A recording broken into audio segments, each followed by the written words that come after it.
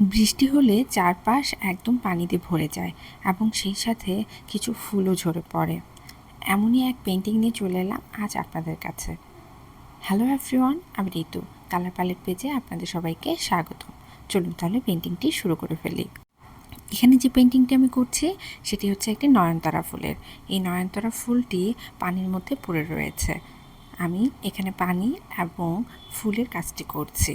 শুরুতেই কালো রং ব্যবহার করে আমি কালো রঙের কাজটুকু করে নিয়েছি এবং ফুলের চারপাশটুকু আমি কালো রং ব্যবহার করেছি এবং 3 সাইড একটু ফাঁকা রেখেছি, সেখানে আমি অ্যাশ কালার ব্যবহার করে নিয়েছি।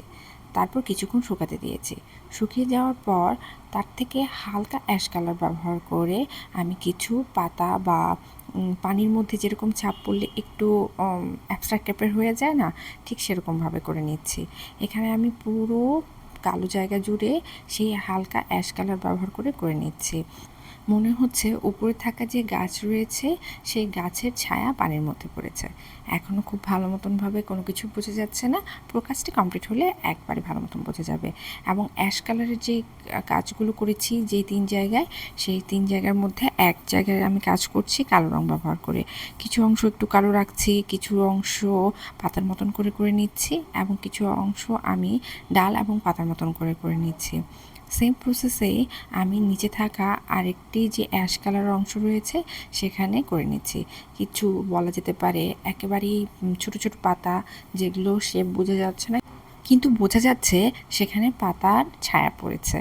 এখন একইভাবে আমি তৃতীয় যে অ্যাশ কালারের অংশটুকু রেখেছিলাম সেই অংশটুকুতে আমি কাজ করে নেব। আর যখন কাজ করছিলাম বাইরে ভীষণ বাতাস ছিল। যাই হোক, কাজে চলে আসি। অ্যাশ কালার যে আমার 3টি ভাগ ছিল সেই 3টি ভাগে আমি একই রকমভাবে করে নিয়েছি। এখন চলে যাচ্ছি আমি আমার পুরো সাবজেক্টের দিকে, অর্থাৎ আমার ফুলের দিকে। এই ফুলটুকু আমি হালকা পিঙ্ক কালার ব্যবহার করে নিয়েছি। এখানে 5টা পাপড়ি রয়েছে। 5টা পাপড়ি প্রথমে আমি হালকা পিঙ্ক কালার ব্যবহার করেছি।